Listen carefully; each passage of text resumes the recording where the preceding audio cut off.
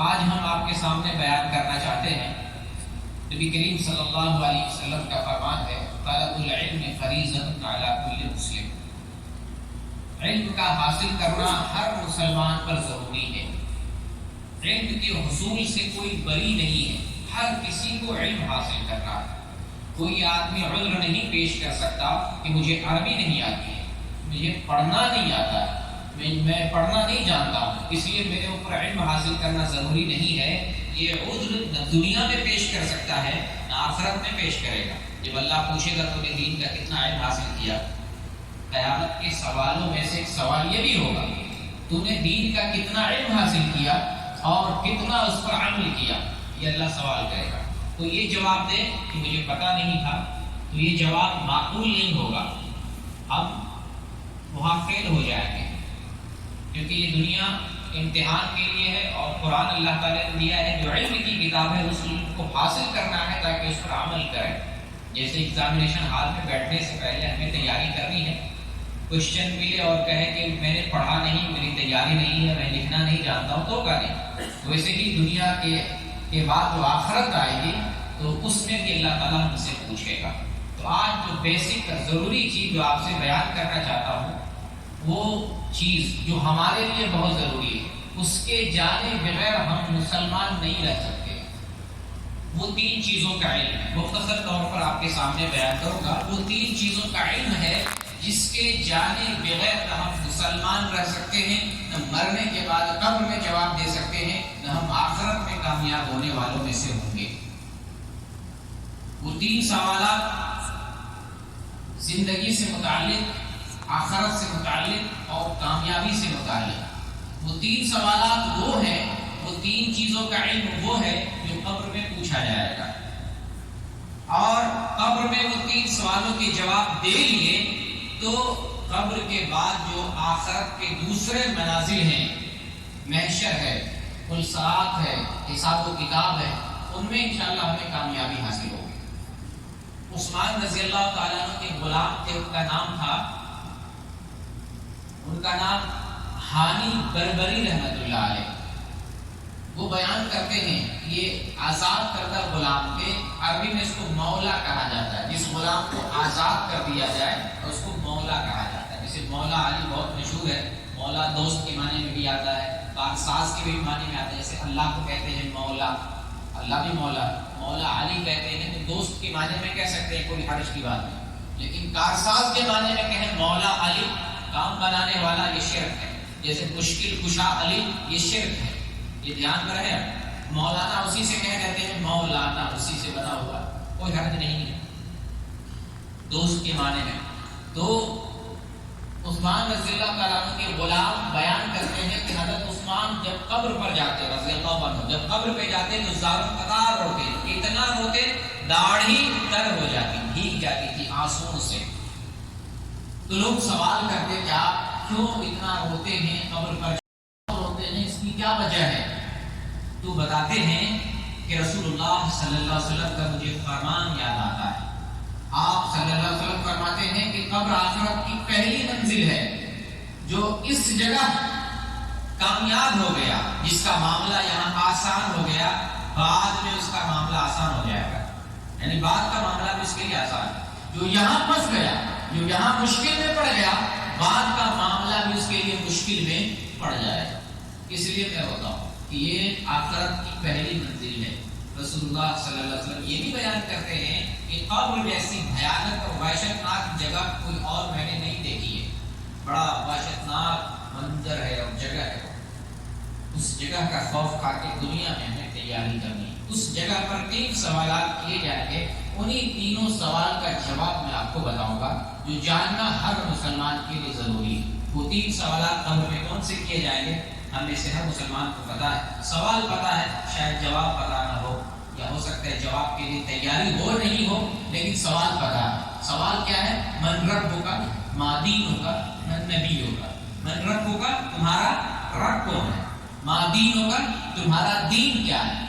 من رسول کا یا من نبی کا، تمہارے نبی اور رسول کون ہے؟ یہ 3 سوالات ہیں۔ ہم آپ سے پوچھیں من رب کا، کیا جواب دیں گے؟ ربی اللہ یا ربنا اللہ، میرا رب ہمارا رب اللہ. ما دین کا، تمہارا دین کیا ہے؟ کیا جواب ہوگا؟ میرا دین اسلام ہے. دیننا الاسلام، میرا دین اسلام. سوال ہوگا من نبیوں کا، تمہارے نبی کون ہیں؟ کیا جواب ہوگا؟ نبینا محمد صلی اللہ علیہ وسلم، ہمارے نبی محمد صلی اللہ علیہ وسلم. یہ سوال ہے مختصر جواب، لیکن یہ جواب انکمپلیٹ ہے اس وقت تک جب تک جواب پر ہم چل نہیں رہے. میرا رب اللہ ہے. تمہارا رب کون ہے؟ میرا رب اللہ ہے. یہ جواب تو ہو گیا، لیکن کیا میرا رب اللہ ہے اس پر عمل کر رہے ہیں؟ میرا رب اللہ ہے اس پر ہمارا عمل ہے. تمہارا دین کیا ہے؟ میرا دین اسلام ہے. جواب تو بہت سہل ہے. اگر دنیا میں لکھ کر کے آئے، زبان سے سوال کرے، ہم پٹاک سے جواب دے دیں گے. قبر میں بھی جواب دے سکتے ہیں، لیکن صرف جواب دینا کمال نہیں ہے، اور صرف جواب دینے والا قبر میں کامیاب نہیں ہوگا. اصل سوال یہ ہے میرا دین اسلام ہے، کیا دین اسلام پر ہم چل رہے ہیں؟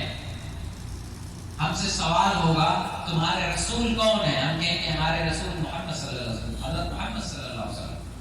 یہاں سوال یہ پیدا ہوتا ہے کہ کیا ہم نبی صلی اللہ علیہ وسلم کو اپنا اسوہ مانتے ہیں، اپنا رہبر مانتے ہیں، اپنی زندگی کا نمونہ مانتے ہیں، جس کو دیکھ کر اور جن کے پیچھے چلا جائے، جن کی سیرت کو مانا جائے، جس کی زندگی کو اپنایا جائے، جن کی تعلیمات کو فالو کیا جائے؟ کیا ہم ایسا کرتے ہیں، کر رہے ہیں؟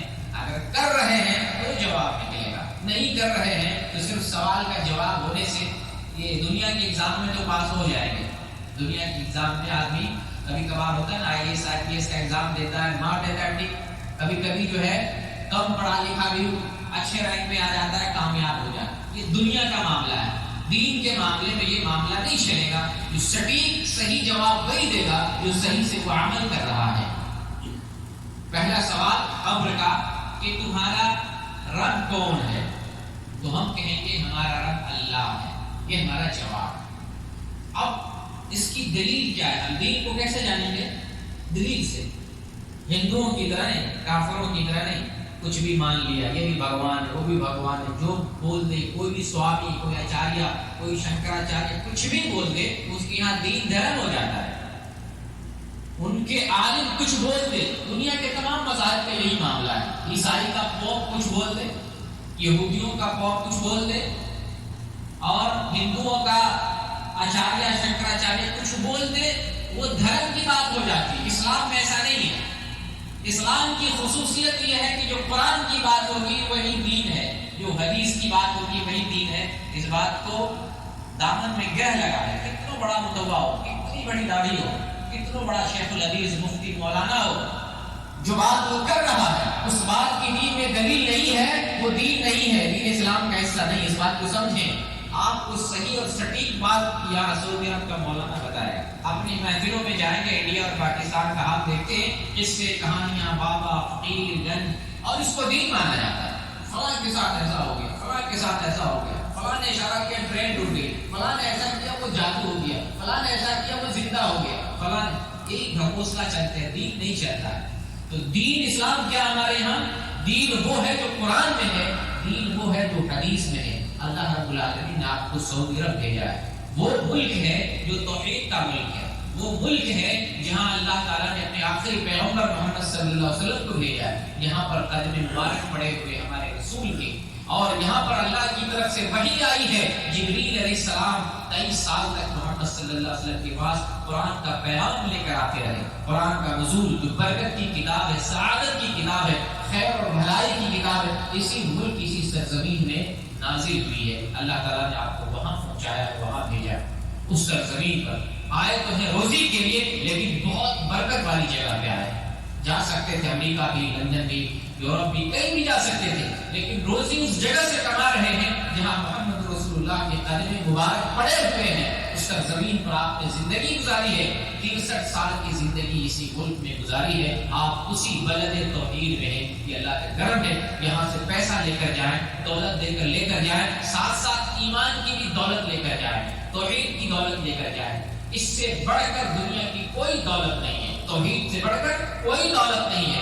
عمل میں کمزوری ہے انسانوں میں، نیتوں میں کمزوری ہے، انسان کے اندر عمل کم کر پاتا ہے، دنیا کی طرف زیادہ بھاگتا ہے، لیکن توحید اگر ہو اللہ تعالیٰ اپنے فضل سے ہمیں نجات دے سکتا ہے، اپنے فضل سے۔ عمل بہت زیادہ ہو لیکن اگر آپ شرک کر رہے ہیں، توحید نہیں ہے، شرک کر رہے ہیں، وہ عمل بیکار، وہ عمل برباد ہو جائے گا، حبا منثورا، غرق و غبار اللہ بنا دے گا۔ لیکن عمل کم ہے، شرک نہیں کرتے اللہ کے ساتھ، عبادت میں شرک نہیں کر رہے ہیں، اللہ کی بندگی میں شرک نہیں کر رہے ہیں، اللہ کی ذات میں کسی کو شریک نہیں کر رہے ہیں، انشاءاللہ اللہ اپنے فضل سے نواز دے گا، ہمیں معاف کر دے گا۔ حدیث میں آیا کہ بنی آدم زمین و آسمان کے برابر نیکیاں لے کر آئے، لیکن اس نے شرک کیا ہے، ہم اسے قطعی معاف نہیں کریں گے۔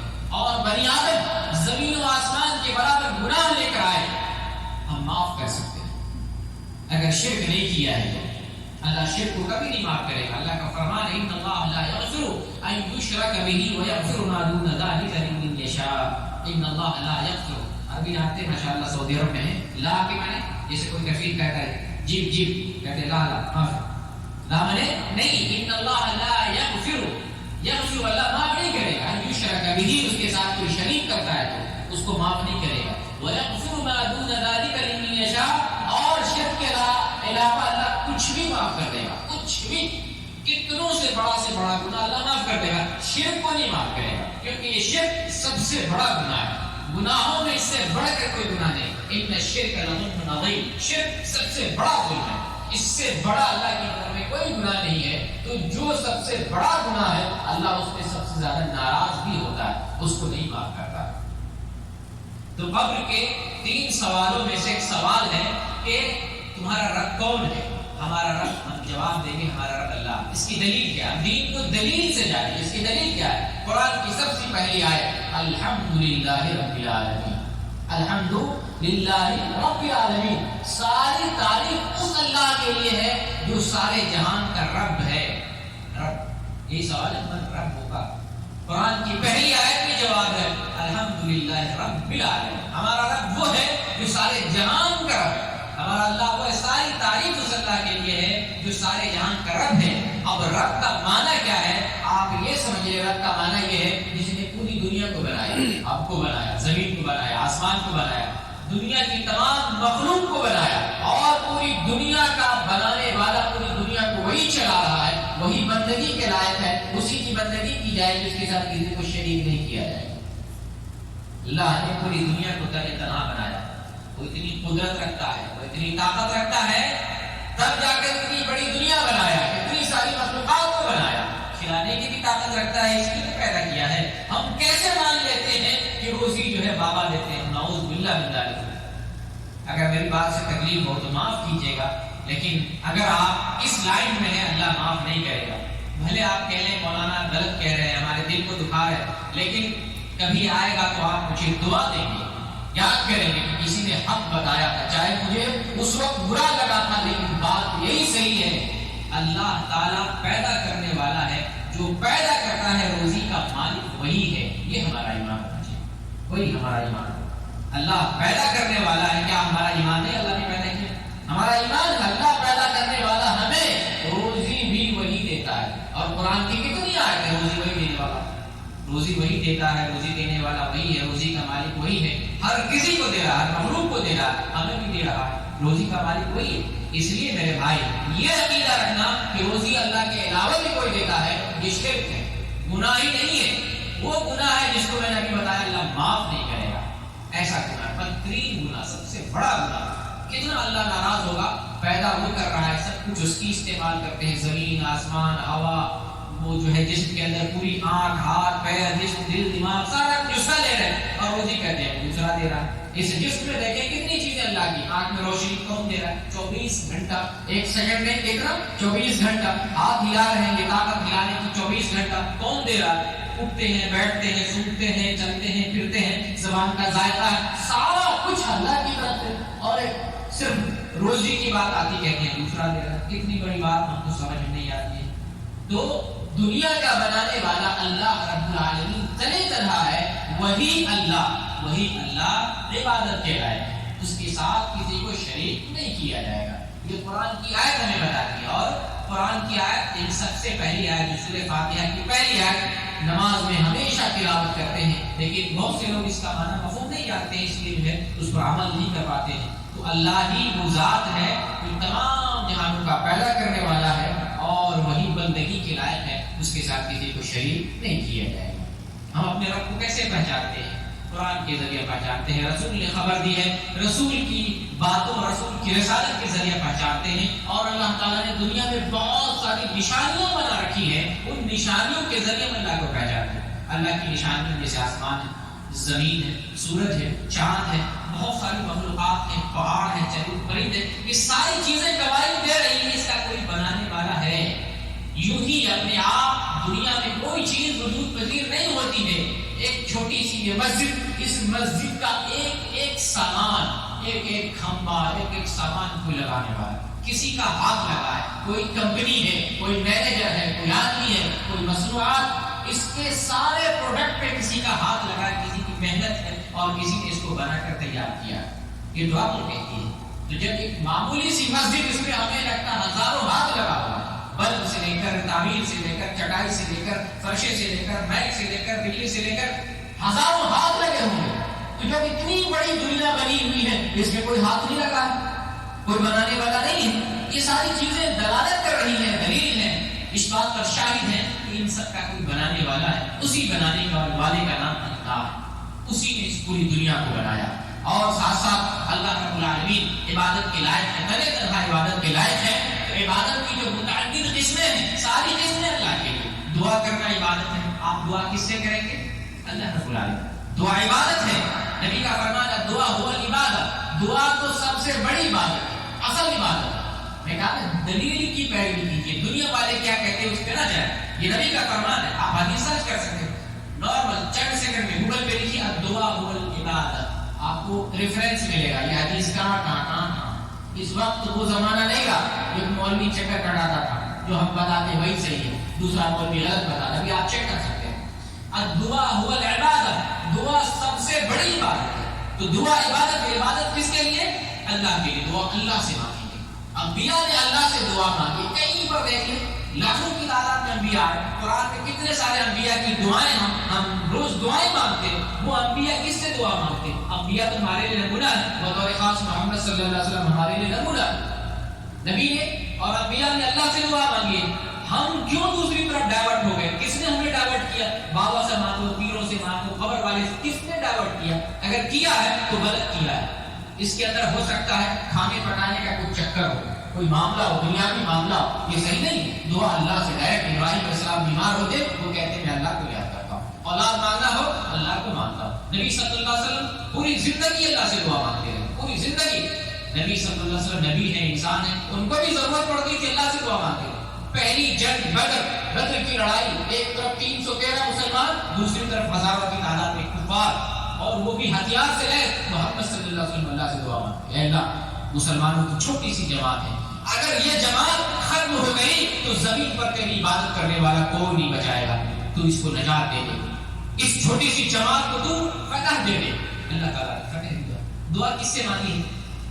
اتنا بڑا مسئلہ، امت کا مسئلہ، اگر یہ جماعت ختم ہو جاتی اسلام خطرے میں تھا۔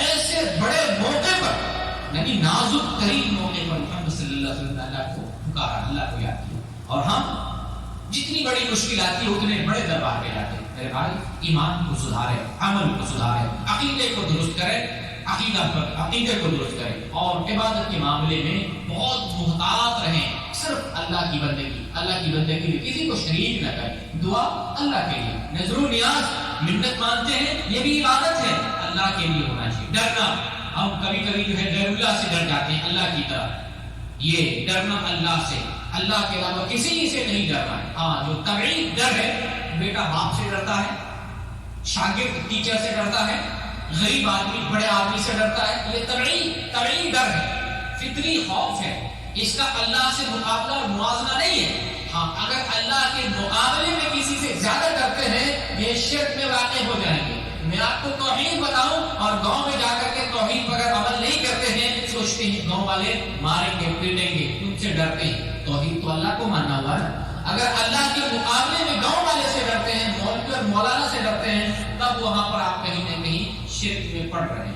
دین کا معاملہ وہاں آ رہا ہے، دنیا کا معاملہ نہیں، یہ دین کا معاملہ ہے۔ تو دین کے معاملے میں بھی ہم کہیں کہیں ڈر جاتے ہیں، اللہ سے زیادہ دوسروں سے ڈر جاتے ہیں، دوسروں سے ڈر جاتے ہیں۔ دین کے معاملے میں اللہ سے زیادہ دوسروں سے نہیں ڈرنا ہے، اللہ سے ڈرنا ہے۔ قرآن میں کتنی آیت، اتقوا اللہ، اللہ سے ڈرو، اللہ کے علاوہ کسی سے نہ ڈرو۔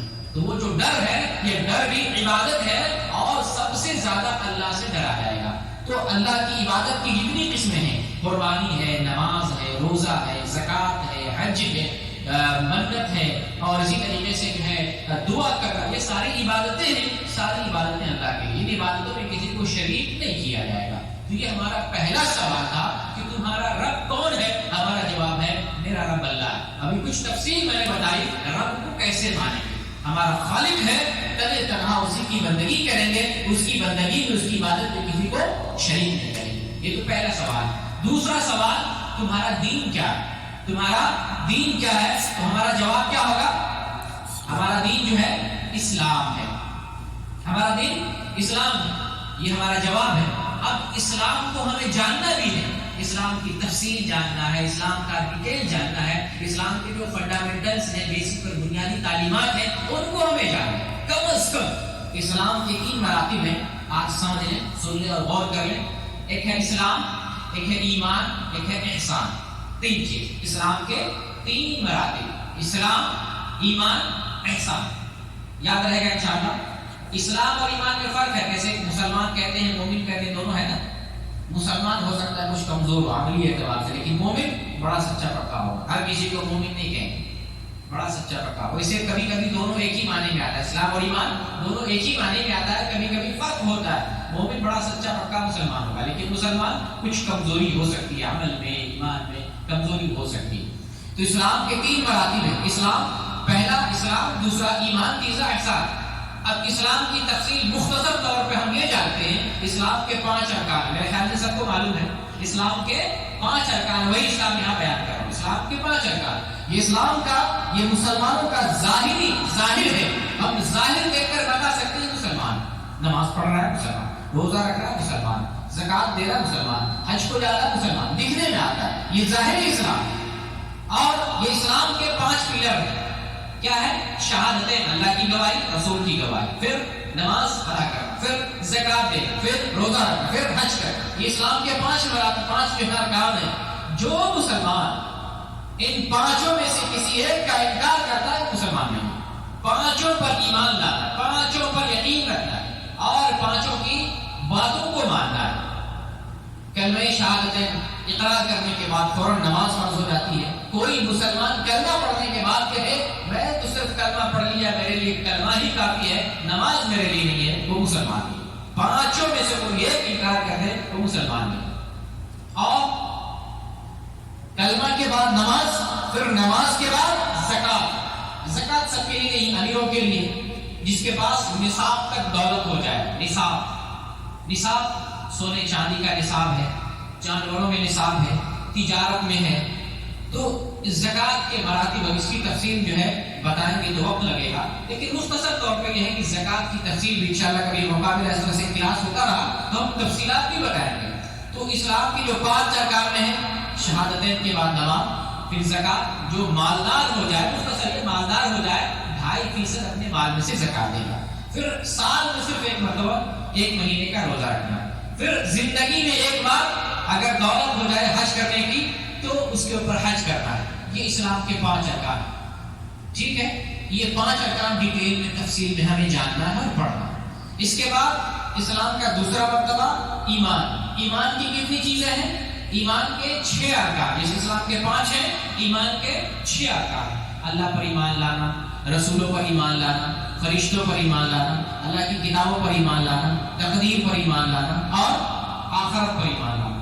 6 ہو گیا۔ اللہ پر ایمان، رسولوں پر ایمان، فرشتوں پر ایمان، اللہ کی کتابوں پر ایمان، اور آخرت پر ایمان، اور اچھی بری تقدیر پر ایمان۔ 6 چیزوں پر ایمان لانا۔ اس کی تفصیل ہمیں جاننا، تفصیل جو ہے ابھی وقت نہیں ہے، لیکن ان تفصیلوں کو ہمیں جاننا ہے۔ مسلمان ہیں تو جب ہم جواب دیں گے قبر میں میرا دین اسلام ہے، اسلام کو نہیں جاننے کے جواب کیسے دے پائے؟ اسلام کو جاننا ہے نا۔ تو یہ دوسرا مرتبہ تھا ایمان کا جس کے 6 ارکان ہیں، ان 6 ارکان کو ہمیں جاننا۔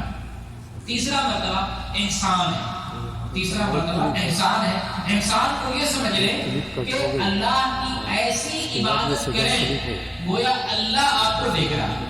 احسان کی سمپل تعریف، اللہ کی ایسی تعریف عبادت کریں گویا اللہ آپ کو دیکھ رہا ہے، اور اگر اللہ آپ کو نہیں دیکھ رہا ہے تو آپ یہ کم از کم آپ اللہ کی ایسی عبادت کریں گویا آپ اللہ کو دیکھ رہے ہیں، اور اگر آپ اللہ کو نہیں دیکھ سکتے تو یہ سوچیں، یہ خیال پیدا کریں اللہ ہمیں دیکھ رہا ہے۔ یہ احسان، آپ اللہ کی ایسی بندگی کریں کہ آپ اللہ کو دیکھ رہے ہیں گویا اللہ ہمارے سامنے، ہم اس کو دیکھ رہے ہیں، اسے دیکھ کر ہی بندگی کریں تو بندگی میں خشوع خضوع پیدا ہوگا، ایک دم اخلاص کے ساتھ بندگی کریں۔ اگر یہ سوچتے ہیں اللہ کو تو نہیں دیکھ پا رہے ہیں، اللہ ہمارے نظروں کے سامنے نہیں ہے، تو یہ خیال پیدا کریں اللہ ہمیں دیکھ رہا ہے، تو آپ کی عبادت میں فروتنی، عاجزی، انکساری اور تذلل پیدا ہوگا۔ عبادت اس کا نام، عبادت اکڑنے کا نام نہیں۔ عبادت کیا کہتے ہیں، کس کو کہتے ہیں؟ عبادت کس کو کہتے ہیں بتا سکتے ہیں؟ عبادت جھکنے، گر جانے، سرنڈر کر جانے، زمین میں گر جانے، اپنے آپ کو کسی کے حوالے، کسی کے قبضے میں کر دینے، یہی اسی کو ذلیل ہونا کہتے ہیں۔ اپنے آپ کو اللہ کے سامنے ذلیل ہو کر پیش کر دینا، ذلیل ہو کر۔ جب آپ ہاتھ مانتے ہیں، کس کے سامنے ہاتھ مانتے ہیں؟ جو کوئی بڑا ہوتا ہے ہم سے، ہم اس کے سامنے عاجزی انکساری دکھاتے، ہاتھ مانتے کھڑے ہوتے ہیں۔ یہ ہاتھ ماننا غیر اللہ کے سامنے شرک ہے، بندوں کے سامنے نہ مانیں، اللہ کے سامنے، کیونکہ وہ ہمارا آقا ہے، ہمارا مالک ہے، پیدا کرنے والا ہے، ہمارا خالق ہے۔ اللہ کے سامنے ہاتھ ماننا، ہاتھ مانتے ہیں انکساری۔ اور جب آپ رکوع میں جاتے ہیں مزید جھک جاتے ہیں، اپنے آپ کو گرا دیتے ہیں۔ ابھی کھڑے تھے، رکوع میں جانے کے بعد آپ نے اپنے آپ کو گرا دیا، یہ عبادت اکڑنے کا نام نہیں، خشوع خضوع ہے، جھک جانے، اپنے آپ کو گرا دینا، اپنے آپ کو ذلیل اور خاکسار بنانے کا نام۔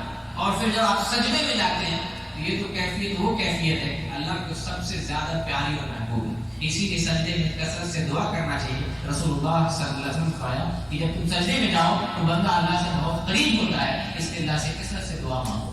تو یہ عبادت عاجزی کا نام ہے۔ تو جب ہم یہ سوچیں کہ اللہ ہمیں دیکھ رہا ہے، عبادت میں عاجزی اور انکساری پیدا ہوگی، اس کا نام احسان ہے۔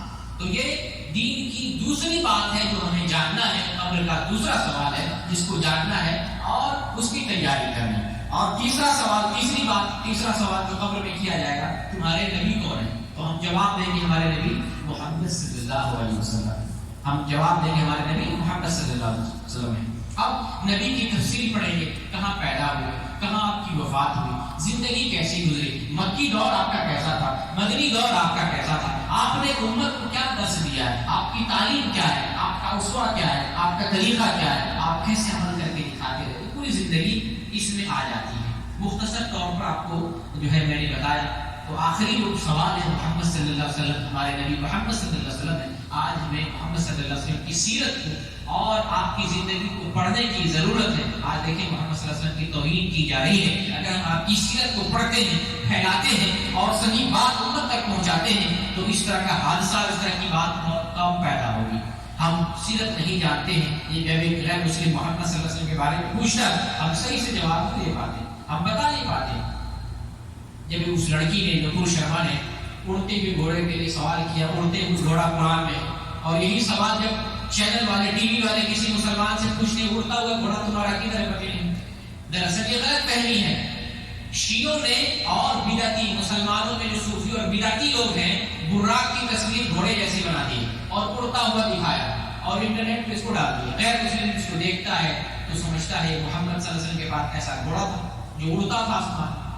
یہ براق ہے، براق کی کوئی تصویر نہیں، اس کی مختصر تفصیل اور کیفیت بتائی گئی ہے۔ گھوڑے جیسی شکل کہیں نہیں بتائی گئی۔ شیعہ کی کتابوں میں لکھا ہے گھوڑے جیسی شکل ہے، چہرہ جو ہے مرد کا، شیعہ کی کتابوں میں، اور صوفیوں نے، مسلمانوں نے چہرہ عورت کا بنا دیا، گھوڑے کی شکل، چہرہ عورت کا۔ یہ قرآن حدیث میں کہیں نہیں۔ غیر مسلم کو تصویر دیکھتا ہے، اسلام پر اعتراض کرتا ہے، یہ ہماری بھی خامی ہے، ہم سیرت کو نہیں جانتے، رسول اللہ کی سیرت کو سوال کر دیتے ہیں۔ براق کے بارے میں پوچھ لیا جائے، نہیں پتا ہوتا ہے۔ براق ایک سواری تھی جو اپنے بس کی سواری نہیں ہے، اللہ کی طرف سے غیبی مدد آئی کہ اللہ نے اکرام اور العزت کے طور پر تجھے سواری بھیجا، جیسے اللہ نے ہمیں پیدا کیا ہے، اس میں ہمارا کیا کردار ہے؟ ہم نے کچھ کیا اپنے سے؟ تو اللہ اگر سواری بھیج دیا اپنے بندے کے لیے، اپنے رسول کے لیے، تو محمد صلی اللہ علیہ وسلم کا اس میں کوئی ہاتھ تو نہیں؟ یہ اللہ کی قدرت ہے، اللہ کا کرشمہ ہے، اللہ کی طاقت ہے۔ مسلمان جانتا بھی نہیں، جواب نہیں دے پاتا۔ مسلمان بھی سمجھتا ہے رسول اللہ کے پاس ایسی گھوڑی تھی، موٹی تھی۔ تو آج رسول اللہ صلی اللہ علیہ وسلم کی سیرت کو ہمیں جاننے اور سمجھنے کی ضرورت ہے، تاکہ خود ہم آپ صلی اللہ علیہ وسلم کی سیرت کو اپنائیں اور اس سیرت کو دنیا میں پھیلائیں۔ اللہ تعالیٰ سے دعا کرتے ہیں بارگاہ جو باتیں ہم نے کی ہیں ان کو مزید اور تفصیل سے جاننے کی توفیق عطا فرما۔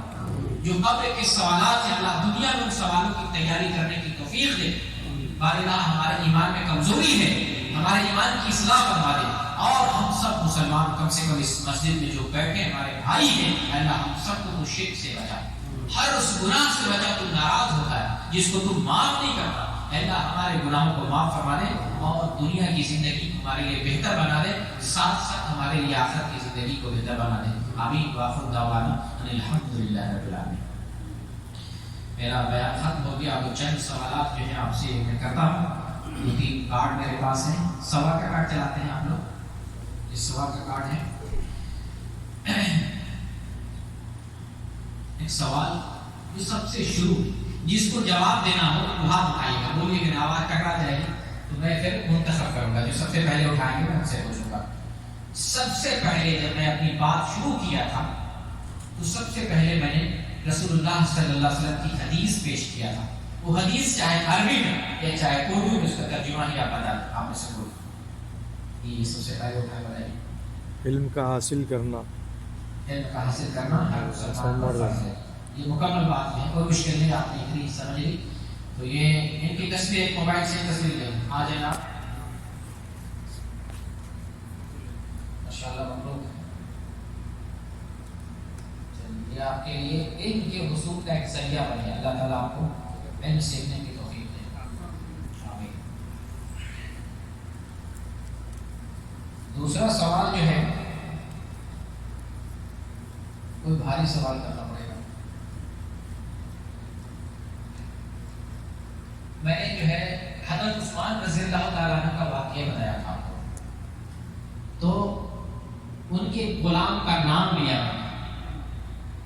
وہ نام کوئی بتا دیں جی؟ ماشاء اللہ، ہانی بربری رحمۃ اللہ علیہ۔ آ جائیں، کیا نام آپ کا ہے؟ محمد ایوب۔ ماشاء اللہ، آپ نے کافی صبر کیا ہے، صبر ایوب بہت مشہور ہے۔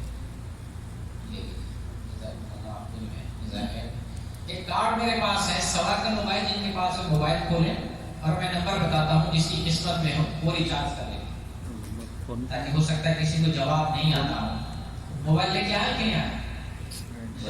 کسی کے پاس موبائل نہیں ہے؟ موبائل سوال ہی پوچھ لیجیے، سوال ہی۔ اچھا چلیں تو سوال ہی کر کے جو ہے ایک سوال میں باہری سوال کرتا ہوں اور قبر سے ریلیٹڈ ہی سوال کرتا ہوں، موضوع سے ریلیٹڈ ایک باہر پیچھے کرتا ہوں، انشاءاللہ ہو سکتا ہے کسی بھائی کو معلوم ہو۔